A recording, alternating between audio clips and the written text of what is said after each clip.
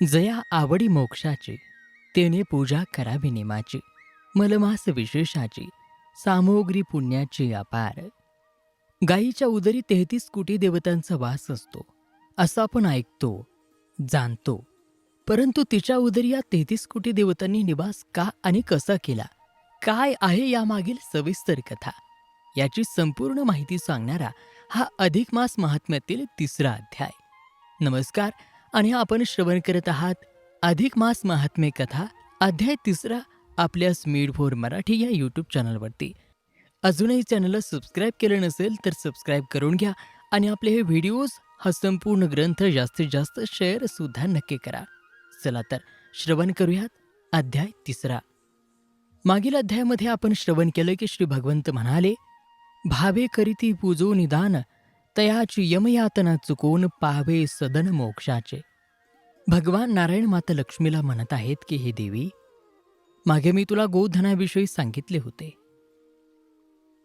गायीचे दान अत्यंत पुण्यदायक आहे, परंतु ही जी गाय आपल्याला दान द्यावयाची आहे ती उत्तम लक्षणांनी युक्त असायला हवी.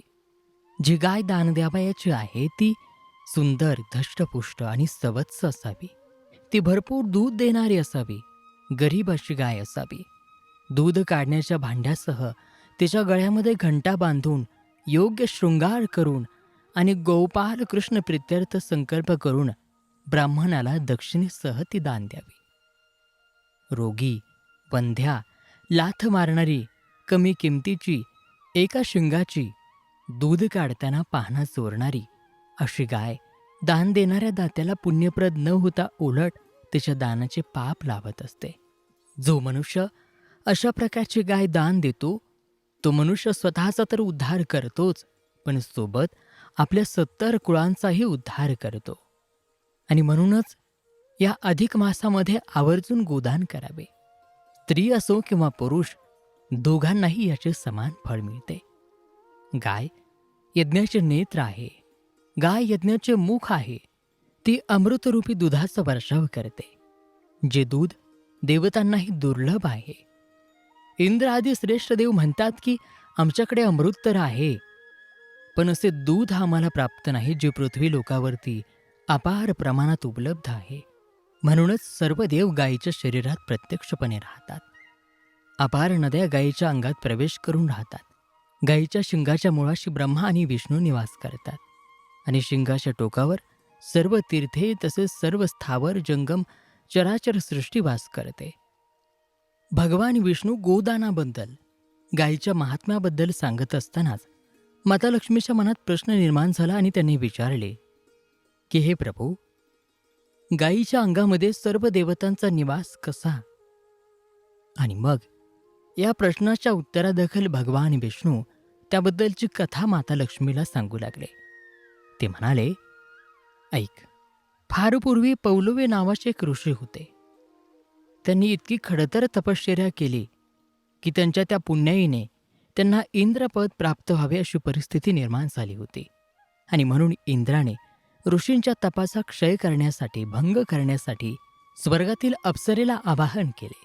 तेव्हा अप्सरा देवेंद्रांना म्हणाली की हे देवराज, आम्ही त्यांच्या तपाचा क्षय कसा करू? ते अत्यंत कोपिष्ट आहेत. आम्हाला पाहताच ते शाप देतील. त्यावर इंद्राने आज्ञा केली की तू आता ताबडतोब जा. पुढे जे होणार असेल ते सुखाने होऊ दे. दुसऱ्याच्या तपाचा क्षय करणे हा इंद्राचा स्वाभाविक गुण. हे त्याचे पूर्वापार चालत आलेले लक्षण, जे इंद्राच्या अंगी वास करत होते. इंद्राची आज्ञा घेऊन ती अप्सरा तेथून निघाली आणि पौलव्य ऋषींच्या आश्रमामध्ये आगमन करते झाली. त्या अप्सरा पौलव्य ऋषींच्या आश्रमात आल्या. नृत्य गायनाने त्यांनी पौलव्यांच्या समाधींचा भंग केला. ऋषींची आणि त्या अप्सरांची दृष्टादृष्ट झाली आणि पौलव्य ऋषी रागावून म्हणाले, तुमचे हे कृत्य योग्य नाही. हा उद्योग करायला तुम्हाला कोणी सांगितले? ते खरे सांगाल तर ठीक, नाही तर मी तुम्हाला शापून भस्म करेन. क्रोधित ऋषींची ही वाणी ऐकताच त्या अप्सरा घाबरल्या आणि त्या म्हणाले, हे मुनिवर्य, हे कृत्य करायला आम्हाला प्रत्यक्ष देवेंद्रांनी आज्ञा दिली. त्यांची आज्ञा म्हणूनच आम्ही हे असं केलं. ऋषीवर्य क्रोधित झाले. ते म्हणाले, असं मग त्या देवेंद्राला जाळून भस्म करतो. असे म्हणून पौलव यांनी हातामध्ये पाणी घेतले आणि मंत्र म्हणत देवेंद्राला पाचारण केले. पण काही केलं देवेंद्र तिथे येईना. इंद्राचे आसन तेथे डगमगले. इंद्राच्या अंगी हुडहुडी भरली. तो तेथून घाबरून पळून ब्रह्मदेवांकडे गेला आणि म्हणाला, हे ब्रह्मदेव, पौलव ऋषींच्या शापापासून माझे रक्षण करा. तेव्हा ब्रह्मदेव म्हणाले, हे इंद्रा, तुझ्याकडून अपराध घडला आहे तो सर्व मला सविस्तर सांग, म्हणजे मला त्यावर काहीतरी उपाय सुचवता येईल. त्यावर इंद्र म्हणाला, पौलव ऋषींनी मोठी तपश्चर्या केली आणि म्हणून इंद्रपदाला त्यांनी गबसने घालण्याचा प्रयत्न करू नये म्हणून त्यांचा तपभंग करण्यासाठी मी त्यांच्याकडे अप्सरांना पाठवले होते. तिकडे ऋषीवरे इंद्राच्या आगमनाची वाट पाहत होते. पण इंद्राला येण्यासाठी विलंब लागला आणि म्हणून त्यांनी ध्यान लावून पाहिले. तेव्हा त्यांच्या ध्यानात इंद्र आपल्या सिंहासनावर दिसला नाही, तर तो पळून ब्रह्मदेवांकडे गेलेला दिसला आणि ब्रह्मदेव त्याला धीर देत आहे असे त्यांच्या दृष्टीला पडले. तेव्हा ते अधिकच क्रोधित झाले आणि त्यांनी हातामध्ये आणखी पाणी घेतले आणि एकाच वेळी ब्रह्मदेव आणि इंद्राला भस्म करण्यासाठी आवाहन केले. तेव्हा आपल्या आसनावर बसलेले ब्रह्मदेव व्याकुळ झाले आणि ते म्हणाले, हे इंद्रा, तुझा हा प्रादुर्भाव फळाला आला, कारण ऋषीराजांनी शाप देण्यासाठी आम्हाला सुद्धा आमंत्रित केले आहे. आता यावर उपाय आपण काय करावा? आपण भगवान विष्णूंना शरण जाऊया. आणि असे ठरवून ते दोघेही म्हणजे ब्रह्मदेव आणि इंद्र तेथून घाईघाईने निघाले. ते घाबरलेल्या अवस्थेत भगवान विष्णूंकडे आले. तेथे त्यांनी श्री विष्णूंना नमन केले आणि मग ते म्हणाले, हे प्रभू, हे जनार्दना, हे जगपालका, या विश्वाचे रक्षण करणाऱ्या हे प्रभू, तुमचा जय जयकार असो. हे दयानिधी, हे करुणागणा, तुम्ही शरणागतांचे रक्षण करणारे वज्रपंजर आहात. पतित पावन ही तुमची कीर्ती आहे, ती यावेळी खरी करून दाखवा. आम्ही अपराधी आहोत, तुमच्या कृपेच्या बळावर जगत आहोत. हे प्रभू, आमचे रक्षण करा. त्यांचेही बोलणे ऐकून भगवान विष्णू म्हणाले, तुम्हाला कोणी त्रास दिला आहे का? मला सविस्तरपणे सांगा. तेव्हा ब्रह्मदेव म्हणाले, पौलवी नावाचे मोठे तपस्वी ऋषी आहेत. त्यांचा छळ करण्यासाठी, त्यांचा तपभंग करण्यासाठी इंद्राने अप्सरांना त्यांच्याकडे पाठवले. तेव्हा ते ऋषीवरी अत्यंत क्रोधित झाले आणि त्यांनी हातामध्ये शापउदक घेऊन इंद्राचा पराभव केला. इंद्र माझ्याकडे भयभीत होऊन आला. मी त्याला धीर दिला खरा, पण तो शाप माझ्या भोवती फिरू लागला. म्हणूनच आम्ही दोघे मिळून आता तुमच्याकडे आलो आहोत. आता तुम्हाला योग्य वाटेल तसे पहा आणि आमचे रक्षण करा. असे म्हटल्यावर शेषशाही विष्णू तेव्हा इंद्राला म्हणाले, देवेंद्रा, अरे ऋषीमुनी ब्राह्मण यांचा छळ करण्याची सवय तू आता सोडून दे. पूर्वी तुझ्या याच खोडीमुळे तुझी सर्व संपत्ती विलयाला गेली होती. ती पुन्हा मिळवण्यासाठी समुद्र मंथनाचा मोठा खटाटोप सर्व देवतांना करावा लागला. आणि आज आता पुन्हा त्या पौलव्य ऋषींचा राग. तिकडे पौलव्य ऋषी हातामध्ये पाणी घेऊन मंत्र म्हणत इंद्राला आवाहन करत होते. परंतु इंद्र आणि ब्रह्मदेव लवकर येईनात म्हणून अंतर्ज्ञानाने त्यांनी खरी परिस्थिती काय हे जाणून घेतले. तेव्हा त्यांच्या लक्षात आले की इंद्र आणि ब्रह्मदेव हे विष्णूंकडे गेले आहेत आणि श्रीविष्णू त्यांचे रक्षण करण्याचा बेत आखत आहेत. तेव्हा पौलव्य ऋषींचा राग अधिकच वाढला. त्यांनी हातामध्ये आणखी उदक घेतले आणि इंद्र आणि ब्रह्मदेवासह आता विष्णूंना सुद्धा शाप देण्यासाठी ते आवाहन करू लागले. तेव्हा वैकुंठ लोकात देवांचे देव असणारे विष्णू सुद्धा स्वतःच्या मनातून घाबरले आणि विष्णू म्हणाले की ऋषींच्या भीतीने तुम्ही माझ्याकडे शरणागती पत्करायला आलात, पण तुमच्या संगतीचा दोष पहा. तो शाप आता तात्काळ आमच्या भोवती सुद्धा फिरू लागला आहे. ऋषींनी माझ्यासह तुम्हा दोघांसाठी सुद्धा क्रोधाने हातात जल घेतले आहे. आणि असे म्हणून विष्णू तेथून उठले आणि ते थेट कैलास पर्वताच्या दिशेने धावू लागले. पुढे भगवान विष्णू, त्यांच्या पाठीमागे ब्रह्मदेव आणि त्यांच्या पाठीमागे इंद्रदेव. शेवटी तिघेही धावत धावत कैलास पर्वतावर पोहोचले. तेथे जाताच तिघांनी आपले हात जोडले आणि भगवान शंकरांना ते शरण केले. भयामुळे त्यांच्या मुखातून शब्द निघत नव्हते. तेव्हा शंकर म्हणाले, तुम्ही तिघे अचानक या ठिकाणी काय काम काढले?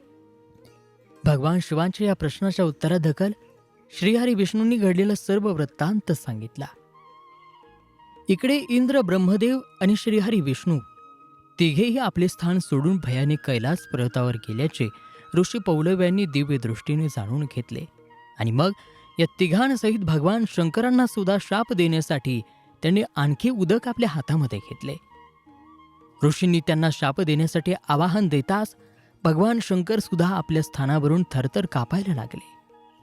स्वतः सदाशिवांना असे व्याकुळ झालेले पाहून ब्रह्मदेव आणि विष्णू त्यांना म्हणाले, हे महाराज, आम्ही आमच्यावर आलेल्या या संकटाच्या निवारणासाठी तुमच्याकडे आलो आहोत. आणि तुमची जर अशी अवस्था असेल तर आम्ही आता कोणाकडे जावे? आमचे हे संकट कोण निवारील? आता आमच्या मनामध्ये मोठा संशय निर्माण झाला आहे. त्यावर सदाशिव म्हणाले, मला हा तुमचा सगळ्यांचा हेतू नीट समजत आहे. आता आपण हे ठिकाण सोडून निघून जावे असे मला वाटत आहे. आता पुढे काय करावे याचा विचार हे त्रिदेव करू लागले. त्यावर शिव विष्णूंना म्हणाले, माझ्या मनात तर आता कुठलाही विचार सुचत नाही. आणि मग भगवान विष्णूंनी मनात पुष्कळ विचार केला आणि मग ते सांब सदाशिवांना म्हणाले की आता यावरती एकच उपाय आहे. आपण सारे देव गौतमीच्या शरीरामध्ये प्रवेश करून निर्भय होऊ. कारण ऋषी ब्राह्मणांचा शाप किंवा राग गायीवरती मुळीच चालत नाही. सर्वांना हा विचार पटला आणि मग त्यांनी गोमातेला आवाहन केले. तिला सांगितले की या संकटात आमचे रक्षण कर. त्यावेळी गाय तथास्तु म्हणाली आणि त्याचबरोबर सर्व देवतांनी तिच्या शरीरात प्रवेश केला. यामध्ये गायीच्या मस्तकामध्ये सर्व प्राणीमात्रांमध्ये स्थित असणारे महादेव निवास करू लागले. कपाळाच्या अग्रभागी देवी, नाकाच्या दांडीवर कार्तिकेय, गायीच्या दोन्ही कानात अश्विनी कुमार, दोन्ही नेत्रात चंद्र सूर्य, दातांमध्ये वायू, जिभेवर वरुण देव, गायीच्या हुंकारामध्ये सरस्वती, दोन्ही गालांवर यम आणि यक्ष, ओठांच्या दोन्ही बाजूंना संध्याकाळ आणि मानगळ्यांच्या भागात इंद्र वास करू लागला. गायीच्या गोमूत्रात गंगा, गोमयात यमुना नदी स्थिर झाली. अशा प्रकारे इंद्र, ब्रह्मा, विष्णू, महेश, गंगा, यमुना यासह सर्व देवी देवतांनी गायीच्या शरीरात निवास केला. आणि तेव्हापासून गायीच्या संपूर्ण शरीरामध्ये देवतांचा वास आहे. तिकडे पौलव्य ऋषींनी जेव्हा आवाहन दिले तेव्हा त्यांना समोर कोणीही दिसले नाही. पुढे त्यांनी जेव्हा आपल्या नेत्रांनी पाहिले तेव्हा त्यांना समोर फक्त एक गाय दिसली. त्यांनी गायीचे पूर्णपणे निरीक्षण केले तेव्हा त्या गायीच्या शरीरात त्यांना सर्व देव दिसले. ते पाहून ऋषींना मोठे आश्चर्य वाटले. त्यांचा विवेक जागृत झाला. त्यांनी गायीला नमस्कार केला, कारण क्रोधाला आवरण्यासाठी विवेकासारखा दुसरा कोणताही सहाय्यकारी नाही. शरीरात क्रोध निर्माण झाला की अनर्थ घडतो म्हणजे घडतोच. तिथे विवेकच मनुष्याला सावरून त्या अनर्थाचे निवारण करतो. असा विवेक त्यांच्या ठिकाणी उत्पन्न झाल्यानंतर ऋषींनी क्रोधाने तापलेले आपले शरीर शांत केले. मग सर्व देवतांसह महादेव त्यांच्यावरती प्रसन्न झाले. ऋषींची मनोकामना इच्छा पूर्ण करून देव त्यांना वैकुंठ भुवनात घेऊन गेले. आणि म्हणूनच या अधिक मासामध्ये गायीचे दान आवर्जून करावे. स्त्री किंवा पुरुष दोघांनाही याचे समान फळ मिळते.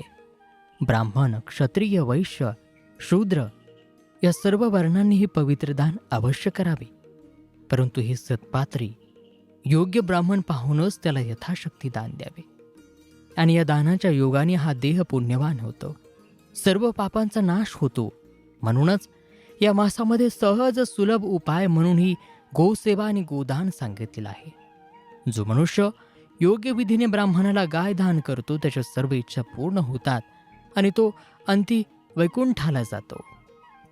अशा प्रकारे पद्मपुराणातील अधिक मास महात्म्याची ही कथा, हा 3रा अध्याय या ठिकाणी समाप्त होत आहे.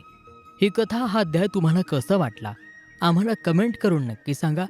आणि आपले हे व्हिडिओज जास्तीत जास्त शेअर करून आपल्या मेड फॉर मराठी यूट्यूब चॅनलला सबस्क्राईब अवश्य करा. चला तर पुन्हा भेटूयात पुढील व्हिडिओमध्ये अधिक मास महात्म्याच्या 4थ्या अध्यायासह आपल्याच मेड फॉर मराठीवरती. तोपर्यंत नमस्कार, धन्यवाद.